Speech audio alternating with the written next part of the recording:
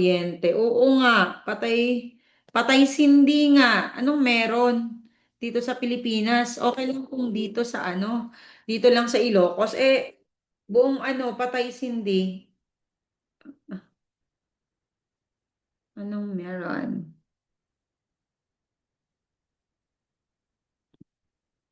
Okay, it's 9 o'clock, guys. Okay. So once again, this is Gurography. Yan, it's a free lit review hub.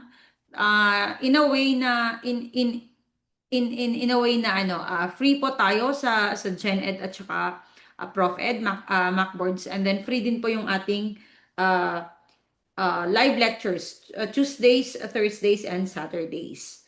Ayan, okay. So flex ko lang.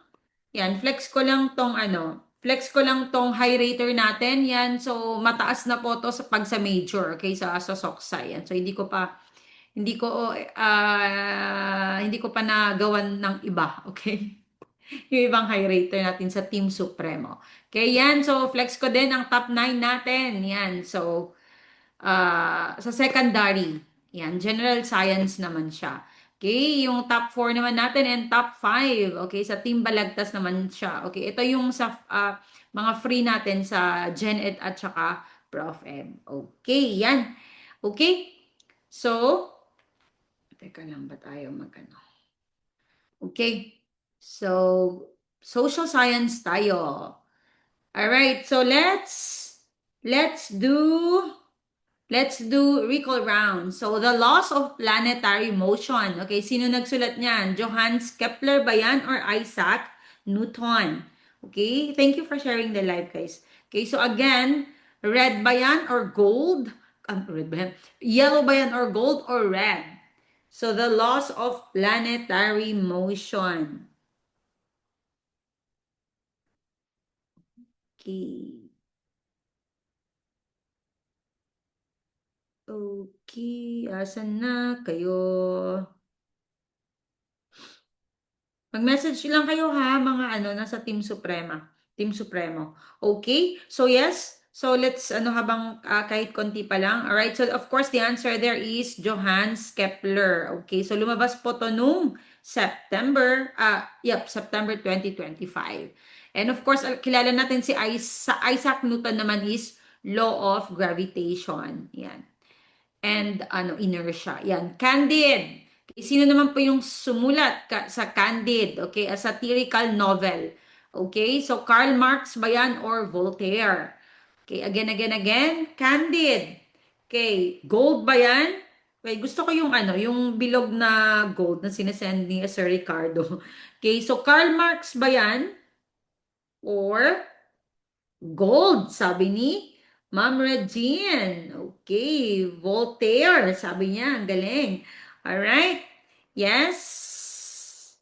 Okay, Voltaire, yeah. So the answer there is Voltaire. Gold tapos ano, okay, yan, Voltaire na red. Hi, Ma'am Aram. Hi, Ma'am um, Regine at saka hi, Sir Ricardo. Alright, ito naman term that was used to describe the people of North Korea to emphasize the state's total control over their lives.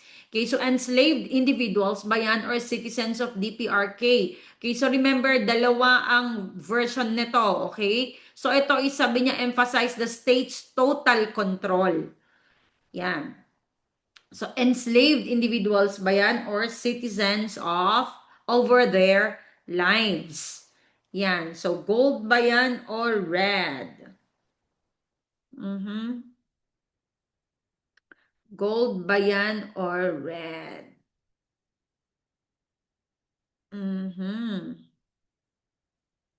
Red? Okay, very good. Yes. And of course, it is... sabi niya guys, states total control over their lives.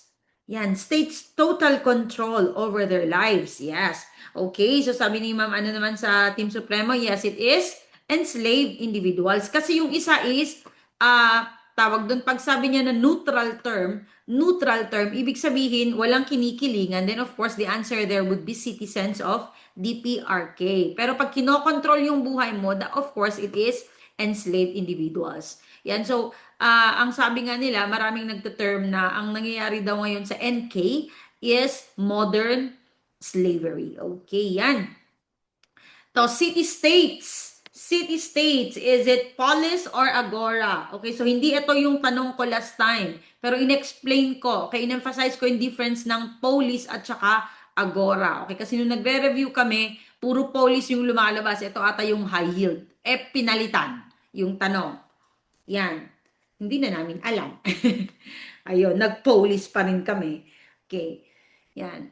So, city-state yan. Police or agora? Okay, so the answer there is, yan, police. Yes, kasi yung agora is, yan yung public place or market. Okay, yan, or center. Okay, yung agora. Pero yung mga police is city-state. Okay, kumbaga, pwedeng Athens, pwedeng, ano yan, Corinth, ano na yung isa? Athens, nakalimutan ko na yung tatlong three na main city-states. Okay, yan. Alright, ito naman, who was the supreme leader of Iran who was killed in the US-Israeli airstrike in 2026? Okay, Ali Khamenei ba yan or Mojtaba Khamenei? Again, who was the supreme leader of Iran who was blanked in a US-Israeli airstrike in 2026? Okay, so Ali Khamenei ba yan or Mojtaba Khamenei? Okay, so ang tanong ko last time was kung anong klaseng government ang Iran. Pero nabanggit ko kasi to. Yan. So, tignan ko kung nakikinig kayo. Okay. Alright. Good job. Yes. So, the answer there is Ali Khamenei. Okay. Yan. Kasi, itong si Mojtaba, ito na yung pumalit sa kanya, yung kanyang anak. Okay. Yan. And yes, tatanungin ko sana, ito yung lumabas nung nung March 2026, anong klaseng government ang Iran ngayon? Yes, it is theocratic. Okay, very good. Yes. Ayan, number 1 na tayo.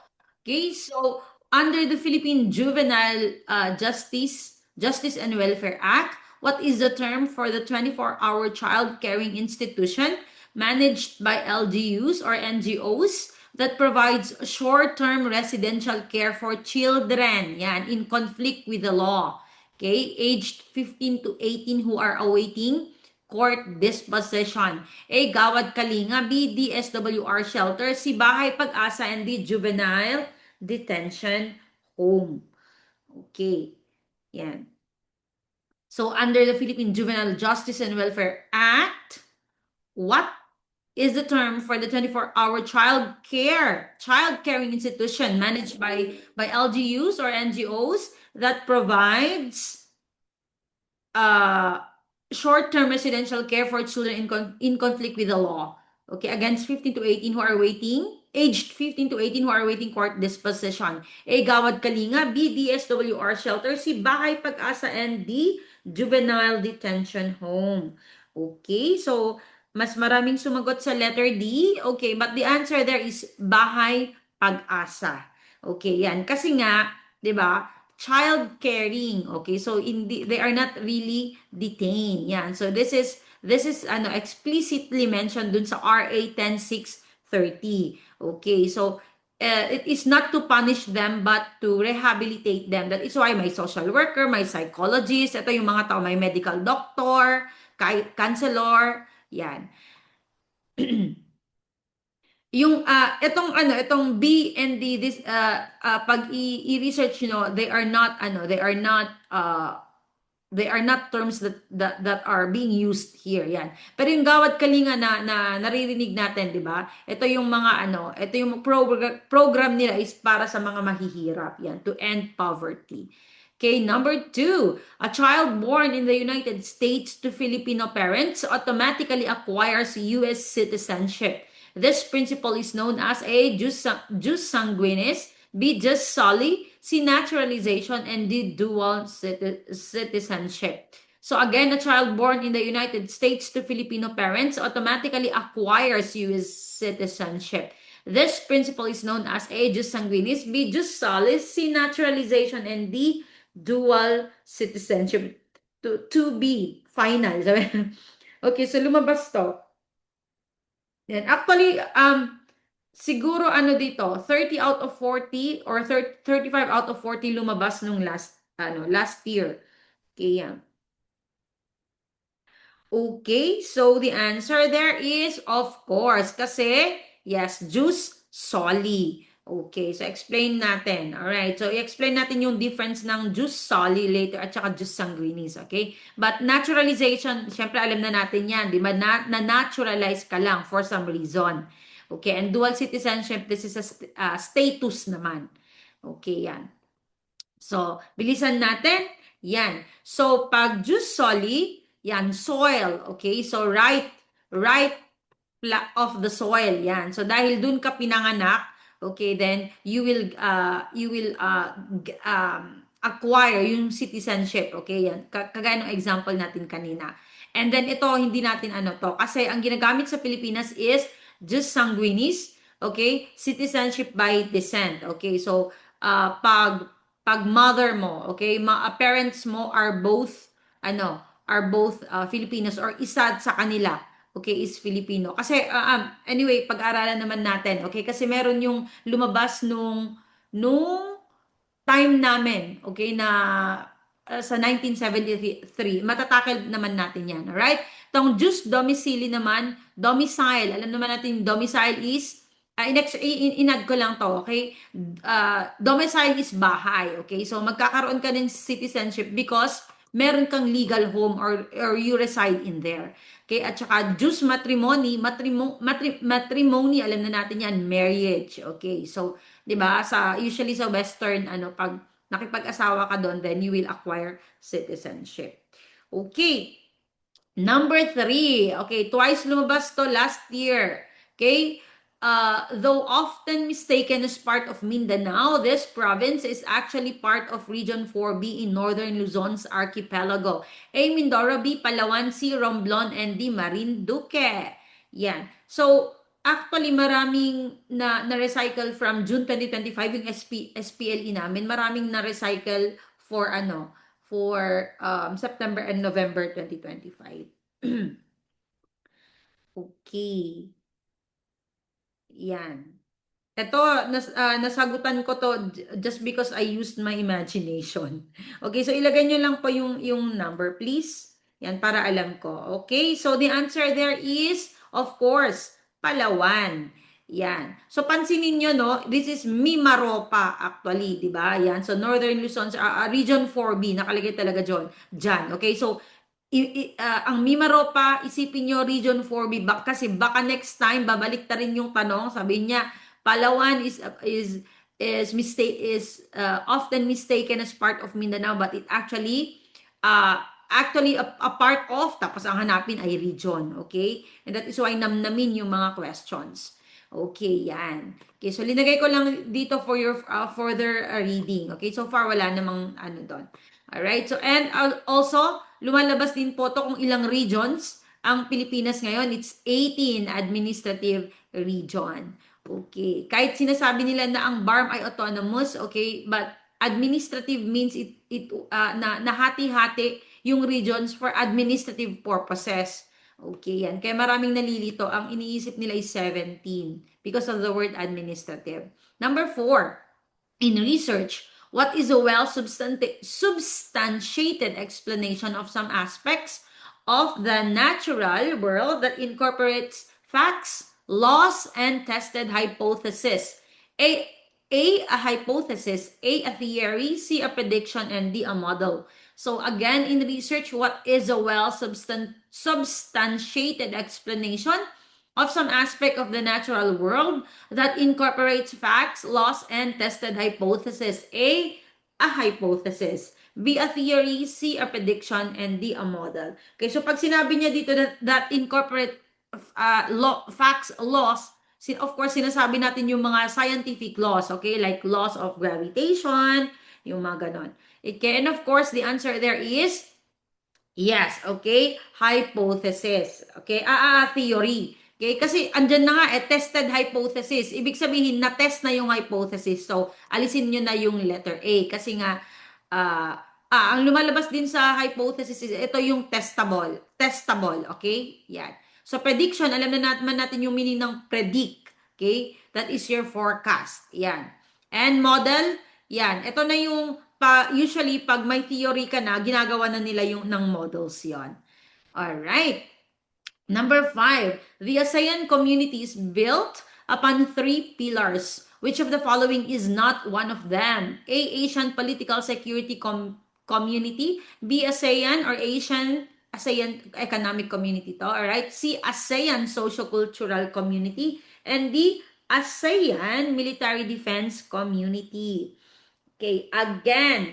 Okay, lumabas din po to ha. Yan. So, the ASEAN community is built upon three pillars. Which of the following is not one of them? A. ASEAN political security community. B. ASEAN economic community. C. ASEAN socio-cultural community. And D. ASEAN military defense community. Ma'am Regine, nandyan pa po kayo sa Zoom? Yan.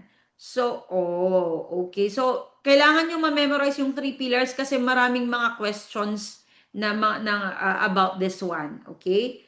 Ayan. Alright. Hi, Ma'am Regine. Alright. So, the answer here, guys, is, okay, ASEAN Military Defense Community. Okay. Kailangan yung malaman, okay, na walang military coalition ang ASEAN. Okay? Kasi nga, may question doon na parang sinabi niya na hindi sila magpapakialaman when it comes to kasi they still want to maintain sovereignty.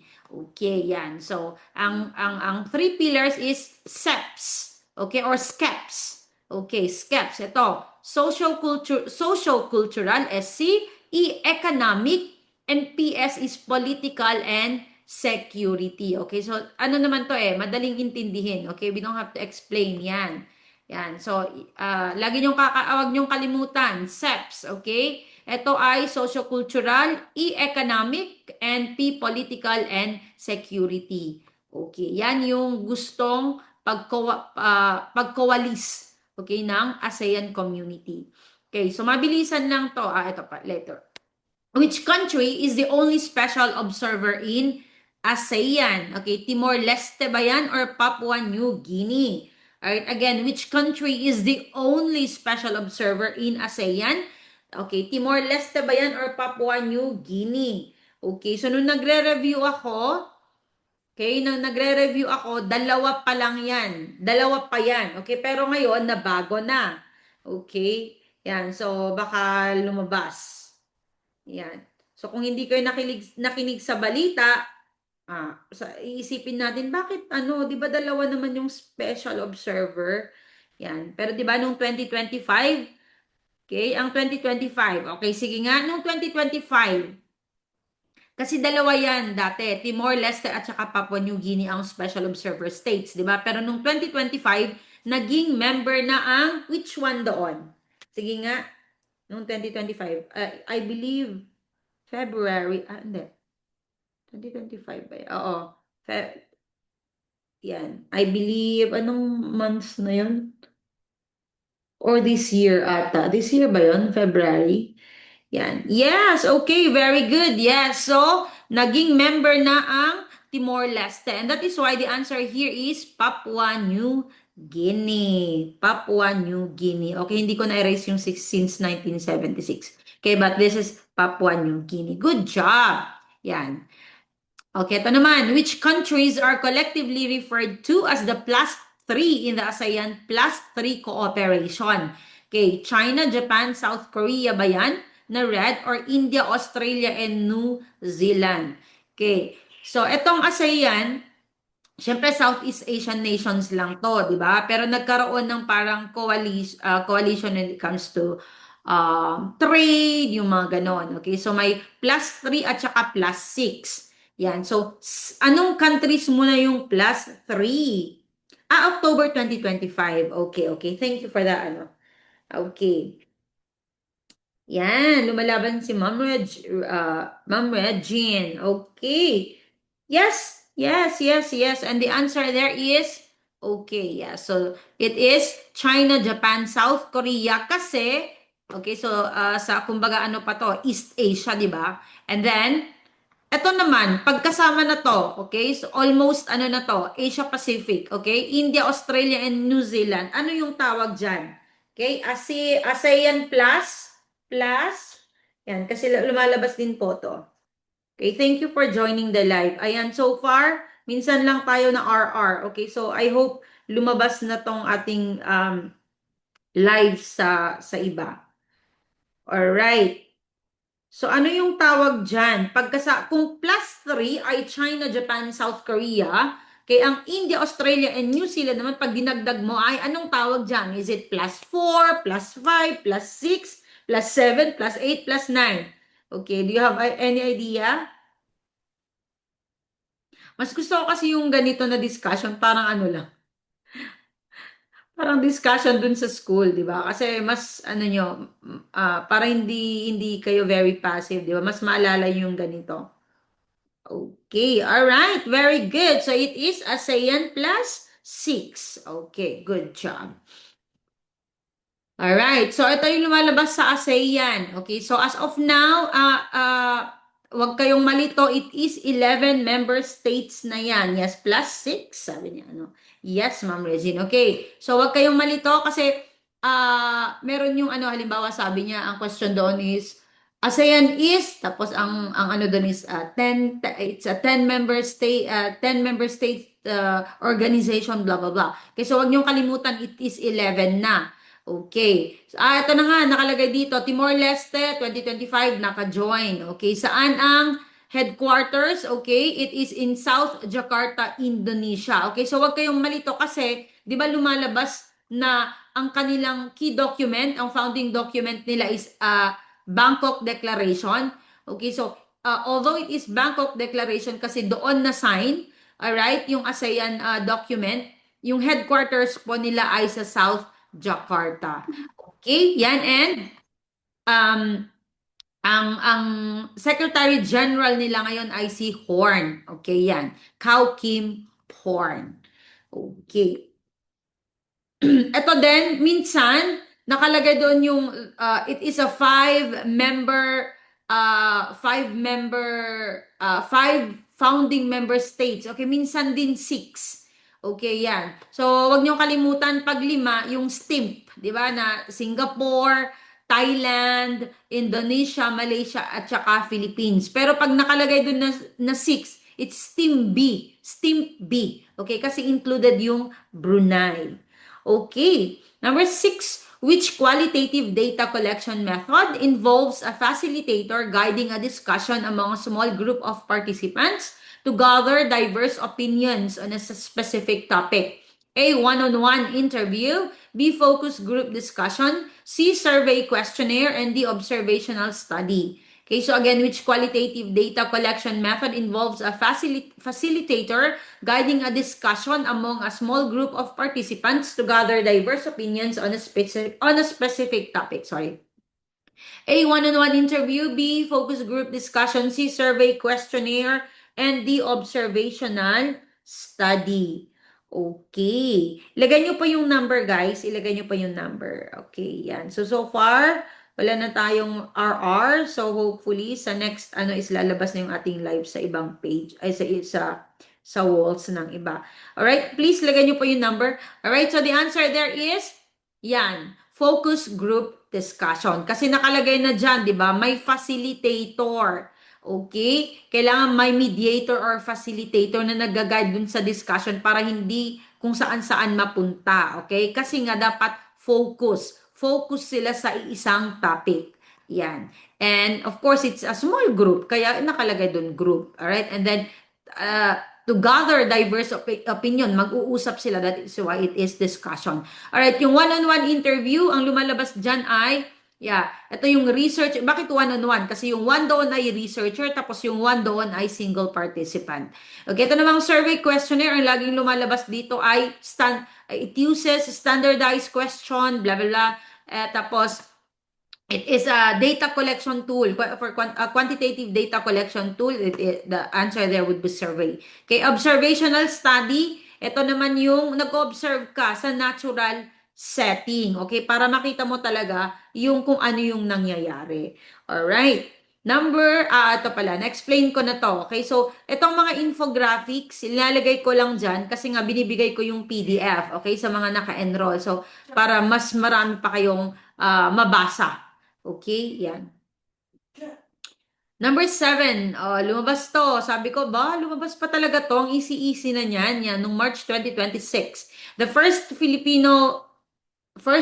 hindi, November ata pala to. The Filipino First policy, which aimed to prioritize Filipino business over foreign interest, is most associated with which Philippine president? A. Ferdinand E. Marcos, B. Elpidio Quirino, C. Carlos P. Garcia, and D. Diosdado Macapagal. Okay, so the Filipino First policy, which aimed to prioritize Filipino businesses over foreign interests, is most associated with which Philippine president? A. Ferdinand Marcos, B. Elpidio Quirino. Guys, ilagay nyo yung number. C. Carlos P. Garcia, and D. Diosdado Macapagal. Ayan, so gumagalaw-galaw na ako ha. Yan, so far, wala pang masyadong RR natin. Alright. Yes, and the answer there is of course, yes, it is Carlos P. Garcia. Okay, so linagay ko lang kung ano yung usually lumalabas sa ibang options dito. Pag Ferdinand E. Marcos, yung New Society yung tawag doon sa Fourth Republic. Okay? Sa kanya din yung Miracle Rice. Okay? Doon sa Masagana 99. Alright? Yung sa Masagana 99, ito yung program nila na ginagamit nila yung Miracle Rice. Okay? Yun yung gusto nilang i-plant. Okay? Kasi mas mabilis. Alright? At mas maganda yung variety na yon, okay? Elpidio Quirino, yan ang lumalabas is siya yung nakatanggap doon sa Marshall Plan, yung money doon sa Marshall Plan. Okay, lumalabas din po talaga to ang Marshall Plan. Ito yung plano na ito yung nakasaad doon yung pera, okay, na dapat ibigay sa mga European countries, okay? Nasira, okay, or naapektuhan nung World War II, and kasama po tayo doon. Kahit nakalagay doon ay European countries, is kasama po tayo doon. And tumanggap tayo ng 520 million US dollars. Okay, Diosdado Macapagal, of course, ang laging lumalabas sa kanya is yung ALRC. Okay? Ito yung parang nauna before yung Carl ni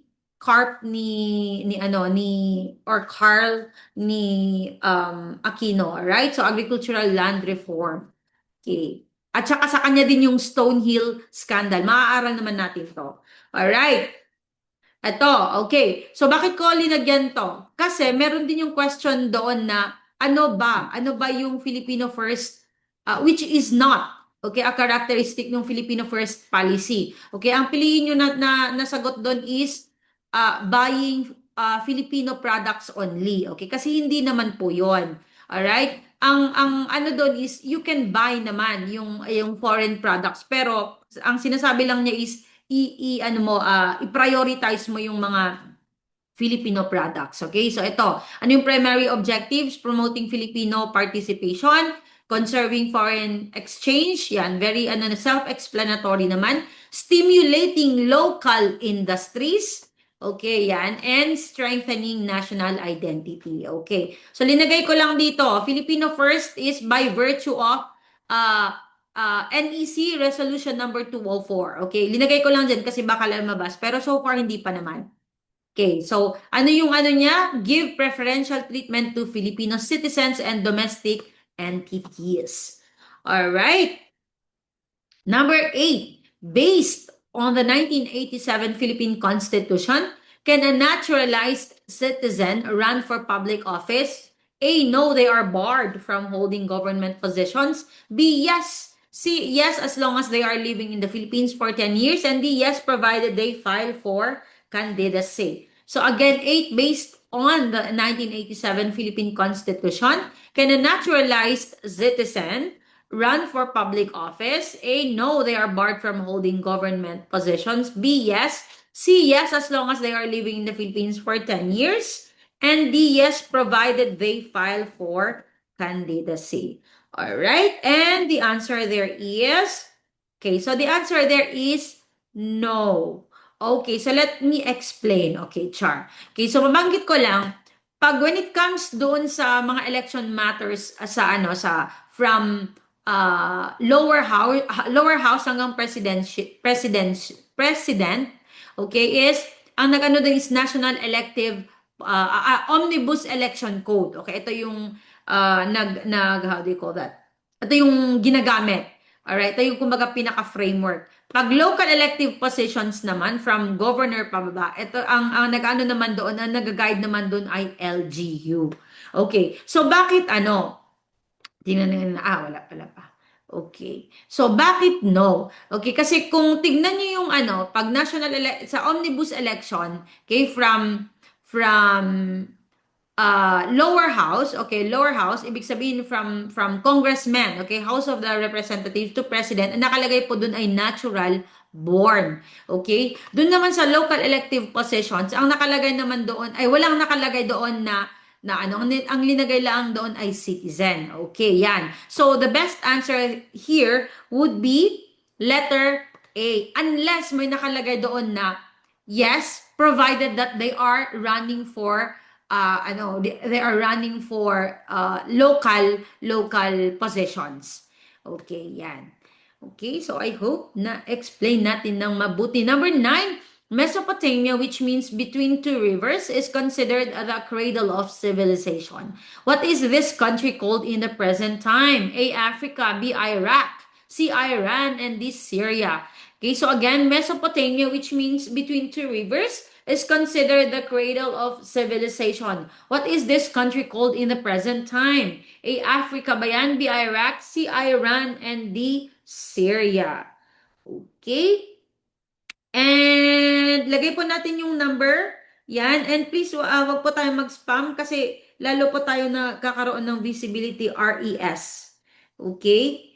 Yan. Nagkakaroon pa tayo ng nagkakaproblema pa yung ating account kaya hindi lumalabas. So, please put the number and then you can just send your answer once lang po, please. Alright? And yes, so the answer there is, of course, it is Iraq. Okay. So yan, may mga bago nakikita ko. Thank you for joining and thank you for sharing also. So if you want to do daily mock boards, yan, and then nagkakaroon din po tayo meron din po tayong free lectures, yan, Tuesdays, Thursdays, and Saturdays. Mag-message lang po kayo sa Blue App, sa Gurography. Okay, mag-message lang po kayo doon. Or andun nakapin sa yung QR code doon to join the GC. Okay, kung saan ko pinopost yung mock boards. Alright, so, yan. Ay, may sumagot ng Africa. Okay. Okay. So, yan yung let's, ay, sorry. Ben, yung Africa is cradle of humanity. Okay, so yan nga po yung pinost ko pala na nagkaroon ng talaga na-bash talaga ako doon kasi nabanggit ko na dalawa yung cradle na lumalabas sa left. Okay, yan. So, hindi nila naintindihan yung gusto kong sabihin doon. So, grabe yung pagka-bash ko doon. Alright, so dalawa pa kasi yung lumalabas doon. Pag cradle of humanity, Africa. Pag cradle of civilization is Iraq. Okay? Yung Western cradle of civilization, hindi po kasi yun lumalabas sa left. But if in case lumabas, okay, so what do you think? Pag tinanong ay Western cradle of civilization, what is it, guys? Oh, thank you po. Yes. Kasi minsan kasi, yung parang mabilis kasi tayong sumagot kasi kaya yun yung i-practice natin. Yun din talaga yung pre-practice ko noon kasi ako mabilis akong sumagot nung bago-bago ako. Pag nakita ko lang yung isang word doon, sinasagot ko na agad. Okay? So, that is why ngayon pa lang practicein nyo na, okay? Nanamnamin yung tanong, okay? Kasi pag familiarity kasi ng question, hindi mo na iniintindi. Which is kung i-realize talaga natin, sa let is tricky din kasi minsan, alright? Okay, hello, good evening, coach. I just wanna ask if the board of exams of SPED teachers are the same? Okay, you mean kung sa BEED is BED pa rin naman yung SPED, di ba? So, gumagamit pa rin po kayo, ay nag-exam pa rin po kayo ng Gen Ed at saka Prof Ed. Okay, but this one is Social Science majorship. Yung live lectures ko for Gen Ed and Prof Ed is Tuesdays and Thursdays. And yes, the answer there is ancient Greece. Tama. Okay? Yan. So again, cradle of humanity, Africa. Cradle of civilization, Iraq. Okay? And cradle of Western civilization is ancient Greece. Ang galing nyo. Alright. Okay, ito naman. What are the two rivers in Iraq? Okay, Tigris and Euphrates ba yan? And Huanghe and Yangtze. Okay, ito talaga laging lumalabas. What are the two rivers in Iraq? Tigris and Euphrates ba yan?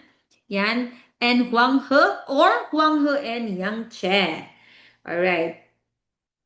Of course, and the answer there is yes. Uy, hindi na ako nagkakaroon ng RR Okay, so tingnan nyo, dumadami na yung nakakita sa ating live. Thank you for following the live. And of course, the answer there is Tigris and Euphrates. Yan, so pag gusto nyo mag-daily mock boards, mag-message lang po kayo sa Blue Up, okay? Gurography pa din. And then, itong mga free live lectures ko, pinopost ko din po sa ating YT channel. The same name. Okay. Number 10. Under the provisions of the 1987 Philippine Constitution, which of the following best describes the re-election rule for the president? Okay, so A, the president is limited to one 6-year term and is no longer eligible to run for that office again. B, the president may serve 2 consecutive 4-year terms. C, after a 6-year term, a former president may run for the same office again after 1 full term has passed. And D, there is no term limit. The president can run for re-election indefinitely. Oy, okay, taray. Okay, lagay niyo po yung number please. So far, minsan lang tayo na RR ngayon. Yan. Nadinig ata yung sinabi kong baka hindi na tayo dito mag-live next time kasi paubos na eh. Yan. Baka naawa ang TikTok. Please, ilagay nyo yung number. Please, please, please, please, please. Ilagay nyo yung number para hindi tayo ma-RR. Kasi lalabas na spam po kasi siya. Okay, so of course, the answer there is very good kayo dyan. The answer is letter A. Okay, so hanggang 1 term lang. 6-year term. Okay, pero, di ba, ang isang vice president, okay, for example, kagaya nung kay former President Estrada, okay, na INPEACH siya, 'di ba? So ang pumalit sa kanya is si Arroyo. So nag-serve siya as president, 'di ba? Pero pwede siyang mag-run again for presidency provided okay na hindi siya nag-serve ng more than 4 years. Okay, so 4 years and below. Okay, 4 years and below na nag-serve siya as, napalitan niya yung president, then pwede siyang mag-run for presidency. Okay, yan.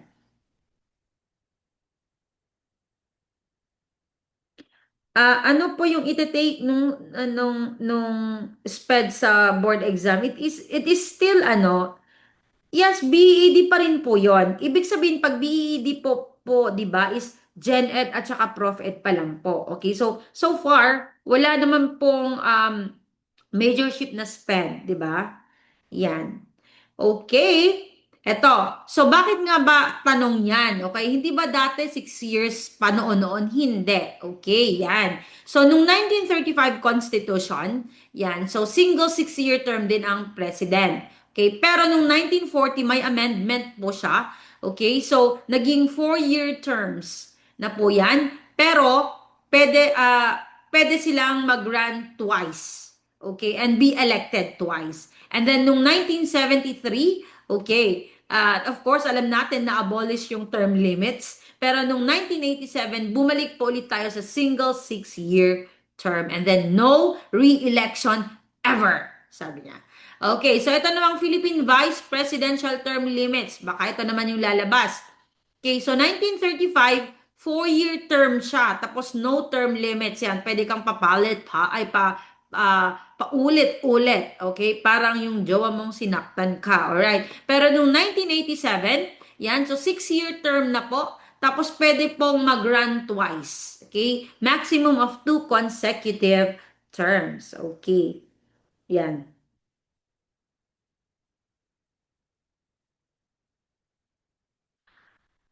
Kaiso, you are misleading the people po. Sabi, na-impeach mo naman po siya, 'di ba? Na-impeach naman po siya.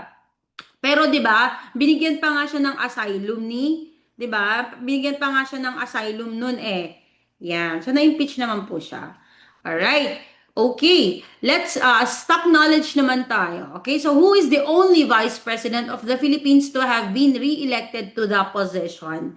Okay, so Fernando Lopez po ba or Carlos P. Garcia? Yan. So dati sabi ko nga twice, okay, pwedeng mag-run. Okay, twice yung vice president. Okay? Pero ang tanong dito is who is the only vice president of the Philippines to have been re-elected to the position?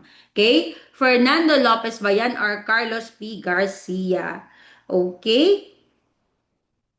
Yes po, I know po. Being impeached meaning he will not be able to run. Tama po. Okay? Na research ko na rin po 'yan. Kaya lang nabigyan po kasi siya ng ano ni Arroyo. Nabasa ko na rin po 'yan, okay? You can try to read on it also, okay? 'Yan. But if kasi nabasa ko na rin po 'yan na hindi nga po siya pwedeng mag-run. So nung nakita ko na so bakit siya nakapag-run ulit ng mayor? Okay, so nabigyan siya ng, how do you call that? Something parang amnesty, okay? I will talk about it soon, okay? Nabanggit ko rin sa mga succeeding ano ko, videos ko before. All right? So yes, so the answer there is Fernando Lopez. Okay, yan. Bakit John? All right? So dapat Fernando Lopez po siya. Although hindi po siya consecutive, okay? So naging Vice President siya ni Elpidio Quirino and then ni Ferdinand Marcos Sr. Okay, yan. Okay, itong si Fernando Lopez, ano siya, related siya sa mga Lopez family, okay, sa Lopez how do you call that? Company. Okay, sila yung sa ABS-CBN. Kasi research ko din, sabi ko, bakit siya twice yan? So, kasi nga, at that time, mayaman talaga sila noon pa yan. Yan, so sobrang yaman nila. And then, ano naman daw siya talaga, well-respected naman daw po siya. Okay. Yes, wrong pa yung Carlos Garcia. Dapat si Fernando Lopez yung sagot doon. Alright? Okay.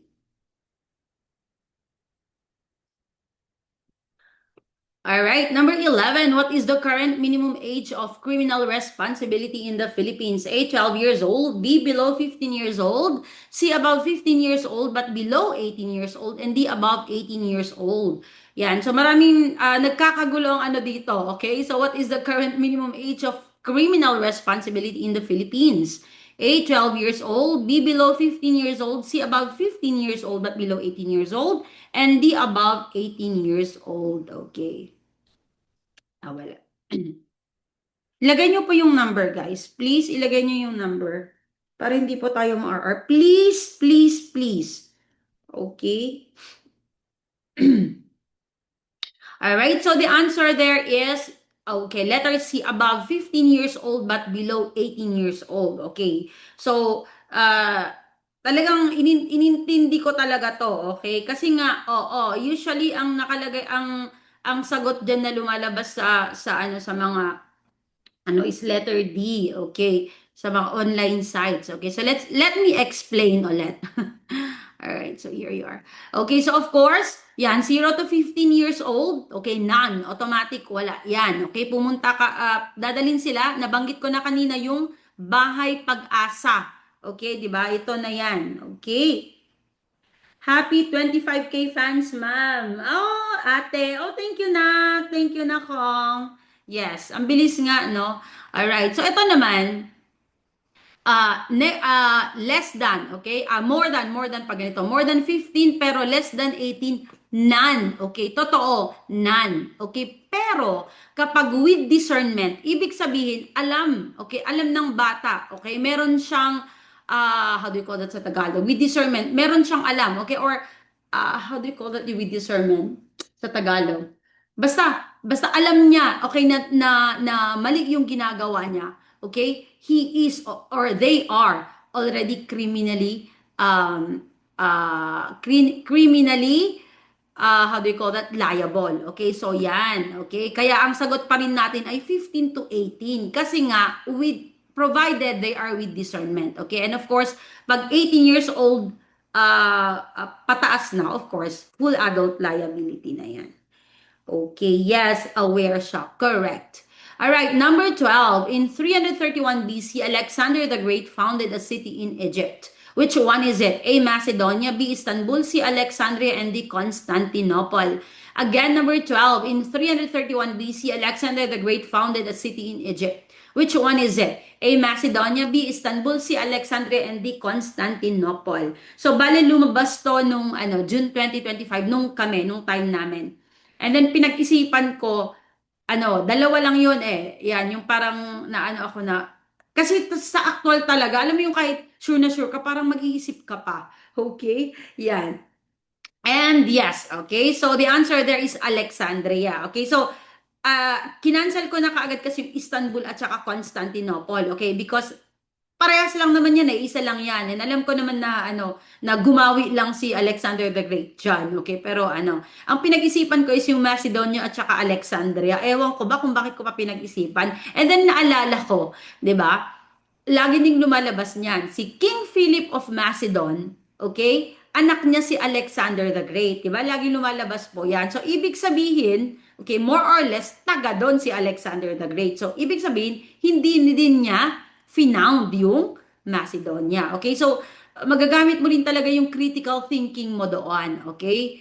Actually, kahit sa Gen Ed, nagagamit mo yung critical thinking sa actual. Okay.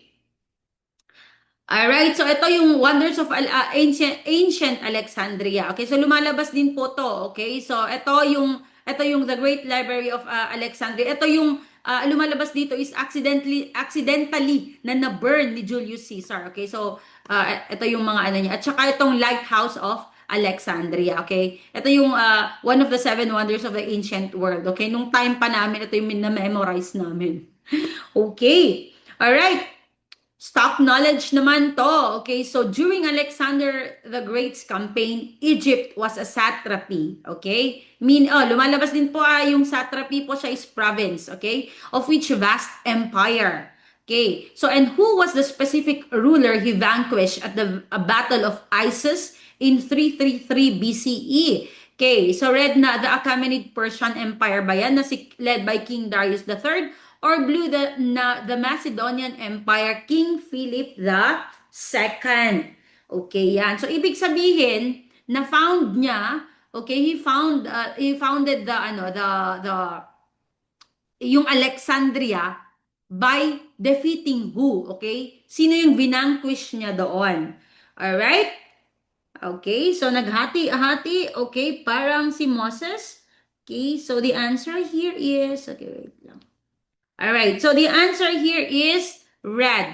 Okay. Okay, so bakit nyo ba po pinili yung blue? Okay, sinadya ko na nga po nalinagay doon yung the Macedonian Empire. Diba? Doon nga, taga doon nga yung tatay niya. Okay, si tatay niya po si King Philip II. Okay, yan. Okay, so ang kumbaga ang dinisplace niya, okay, para makuha ang Egypt. Okay, kasi yung Alexandria is a part of Egypt 'yon at that time. Ang vinanquish niya is si King Darius III. Okay, although hindi siya ang pumatay. Okay, so hinabol niya si King Darius III pero hindi siya ang nag-KILL. Okay? Ang nag-KILL kay King Darius III is yung cousin din niya. Okay. Alright, ito naman, okay, para okay, para hindi kayo maano dun sa Istanbul. Okay, so ang Istanbul nag-start yan as yung empire ng Byzantium Empire, 'di ba? Yan, and then naging Constantinople. Okay, ang Constantinople refounded by Constantine the Great, and then naging Constantini. Okay, hindi to lumalabas naman itong third. Okay, pero ito yung Byzantium, Constantinople, and then yung Constantinople is now Istanbul. Okay, which is the capital of what? Of anong country itong Istanbul?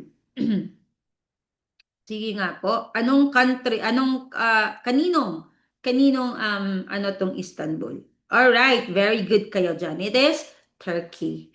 Okay. Number 13.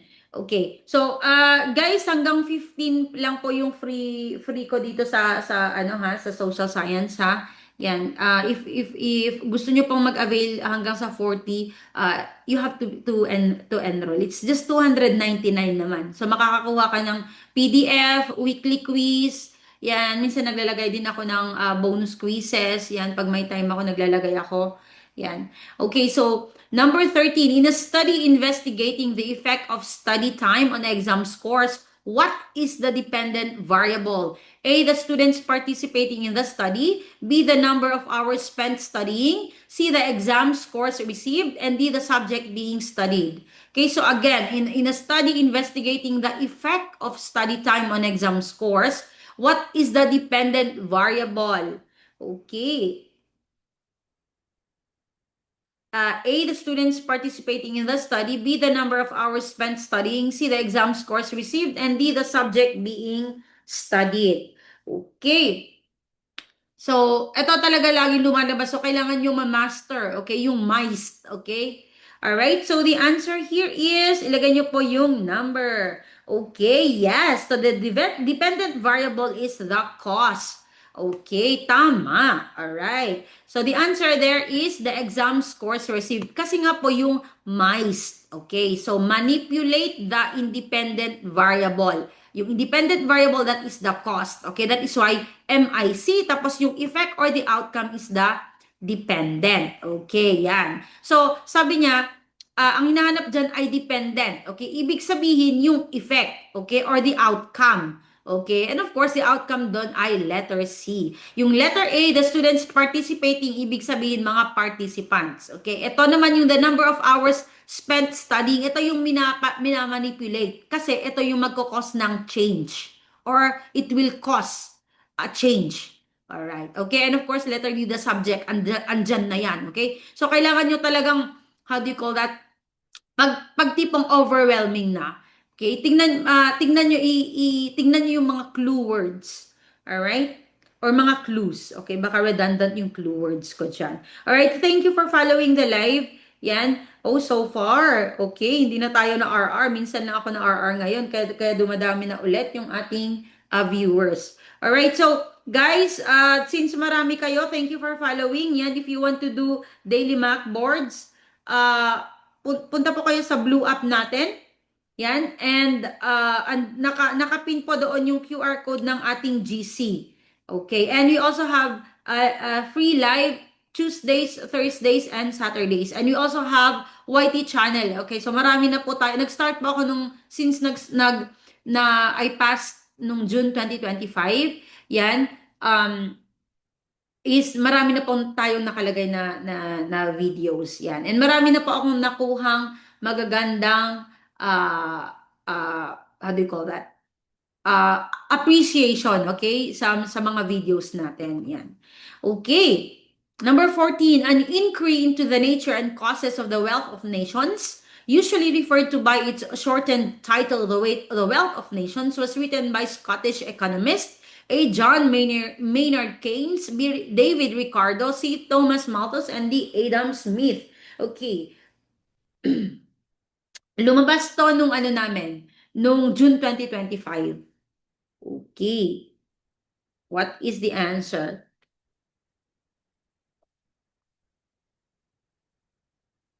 Okay, wait lang ha. All right, and the answer here is, okay, yeah, so it is Adam Smith. Okay, Adam Smith. Okay, yan. So, ang sinasabi ng Wealth of Nation, explain ko lang na mabilis. Okay, kasi baka next time, ang tatanungin is, ano ba yung Wealth of Nations all about? Okay, so ang sinasabi niyan is, yung mayaman ng isang bansa, okay, through production, trade, okay, trade, free choices of individual. Kaya nga laissez-faire, di ba? Laissez-faire. Rather than from government control. Okay, yan. So si John Maynard Keynes, ito yung ano niya, General Theory of Employment. Although hindi naman to lumalabas, pero ang lumalabas kay John Maynard Keynes is father of macroeconomics. Okay, pero ito yung ano niya, sinulat niya, The General Theory of Employment, Interest and Money. Kay David Ricardo, ang lumalabas sa kanya syempre is comparative advantage. Okay, pero sinulat ko pa rin dito ano yung sinulat niya on the principles of political economy and taxation. Okay, and Thomas Malthus, of course, yung Malthusian theory. Okay, yun sa kanya. Ang sinulat naman niya ay an essay on the principle of population. Okay, alright, eto number 15, twice tong lumabas nung time namin. Okay, so Filipino cultural traits are often ambivalent, meaning every value has a potential negative counterpart. Which trait is most associated with a bloated ego or hypersensitivity to criticism? A delicadeza, bigaya-gaya, sihiya, and the amor proprio. So again, number 15, Filipino cultural traits are ambivalent, meaning every value has a potential negative counterpart. Which trait is most associated with a bloated ego or hypersensitivity to criticism? Okay, sensitive yarn. A, delicadeza. B, gaya-gaya. C, hiya. And D, amor proprio. Grabe na ka namang mag-snore. Grabe ka namang mag-snore. Okay, come here. Alright. Okay, so sabi niya, bloated ego. Okay, ibig sabihin, ang yabang. Okay, or ayaw mong nakri-criticize. Okay, napaka-sensitive mo sa criticism. Alright, so the answer there is, okay, amor proprio. Okay, amor proprio. Okay, bakit? Kasi, ang amor proprio, lumalabas din po dyan, is about self-love, self-pride, self-esteem. Okay, kaya lang, pag nasobrahan mo naman, okay, pag nasobrahan mo naman ng self-love, self-pride, self-esteem, it results to bloated ego. Ang taas na ng ego mo. Okay? Or lumaki yung ego mo, yung palang ibig sabihin. Alright? Ang hiya naman is sa shame naman yan. Okay? Although, okay. So, kaya din lumalabas yung hypersensitivity to criticism sa hiya. Okay? Totoo din naman yan. Pero it is not about bloated ego. Okay yan. Okay? Alright, gaya-gaya, copycat, and delicadeza, propriety. Okay? Lumalabas din po yan yung delicadeza na propriety in a way na parang dapat alam mo yung ginagawa. Uy, magkaroon ka naman ng delicadeza. Parang ganon. Alright. Okay. So, thank you for joining our live. Yan, sa Tuesday po ulit tayo and Thursdays for Gen and Prophet. Pinagpapalit ko po. Sa Tuesdays is sa yung Gorograbe natin, okay, mga high yield na Gen Ed. And then Thursdays, pinagpapalit ko po ang Prophet at saka Gen Ed. Mga ano po, intensive discussion naman po yon.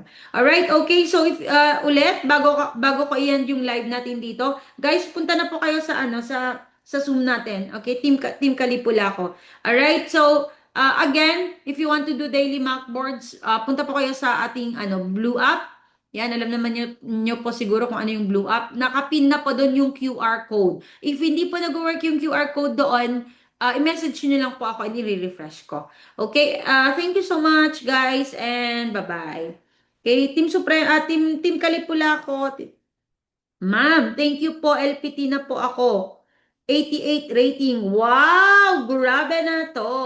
Okay, wow. Good job! Okay, pa-LPT dust po. Pa-LPT dust. Okay, thank you. Thank you. And, Tuesday po ulit tayo and Thursday. Bye-bye. Okay. Alright. So, asan na po kayo? Tingnan natin.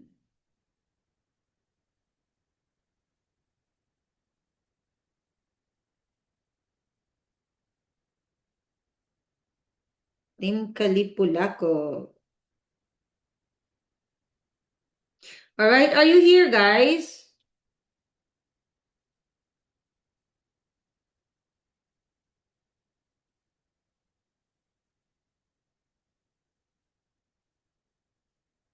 Alright.